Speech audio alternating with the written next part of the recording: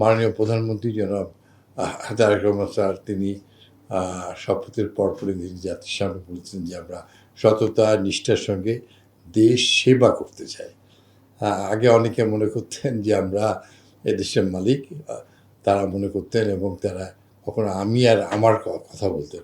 আমরা এখন চাই যে হচ্ছে আমরা এবং আমাদের দেশ, আমাদের এই মন্ত্রণালয়ের মানুষের অনেক প্রত্যাশা ভূমি সেবায়, কিন্তু কখনোই বা কোনো অনুকূল ধারণা মানুষের ছিল না। আমরা চেষ্টা করছি আমাদের পুরো টিম ল্যান্ড মিনিস্ট্রির এবং সবকে নিয়ে আমরা সামনে এগিয়ে যাওয়া। আমি জানি এই পথ অনেক কঠিন, কিন্তু আপনারাই হচ্ছেন আমাদের সর্বোচ্চ সাহায্যকারী। আপনারাই হচ্ছেন এই ভুলগুলি ধরে দেবেন এবং আপনারা হচ্ছেন জাতির সর্বোচ্চ বিবেক এবং আপনারা জাতিকে এগিয়ে নিয়ে যান। আমরা যারা রাজনীতি করি অনেক সময় কোনো না কোনোভাবে ভুল করতে যাওয়ার পথেও আপনারাই আমাদেরকে সচেতন করেন। আমি খুবই আনন্দ বোধ করি। তো আমাদের মাননীয় প্রতিমন্ত্রী বলেছেন, আমাদের সিনিয়র সচিব সাহেব বলেছেন যে আগামীকালকে হচ্ছে আমাদের মাননীয় প্রধানমন্ত্রী যে বণিক সেবা মেলার উদ্বোধন করবেন সারা দেশব্যাপী, এটা একই সঙ্গে হবে এবং আমরা তাদেরকে আরও জনগণের তার যে সেবা আমরা যেন ঠিকমতো দিতে পারি, আমরা যেন ভুল না করি।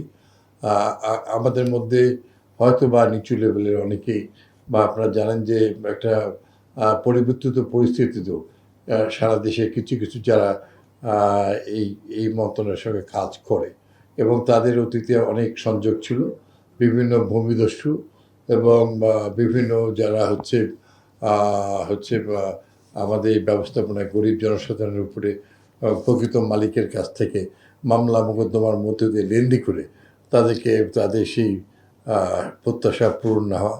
দাদা এই মামলা করছে কিন্তু নাতিতেও সেটা ফিরে পায় না, যে অনেক দেরি হয়, মামলার জটিলতা এবং আইনের বিষয় নিয়ে আমরা এটাকেও খুব তাড়াতাড়ি আমরা ইনশাল্লাহ আমরা খুব শর্ট করে নেব ভবিষ্যতে। আমরা ইতিমধ্যে আপনারা জানেন যে আমাদের মন্ত্রণালয়ের দেশের খাদ্য ব্যবস্থা সুরক্ষিত করার জন্য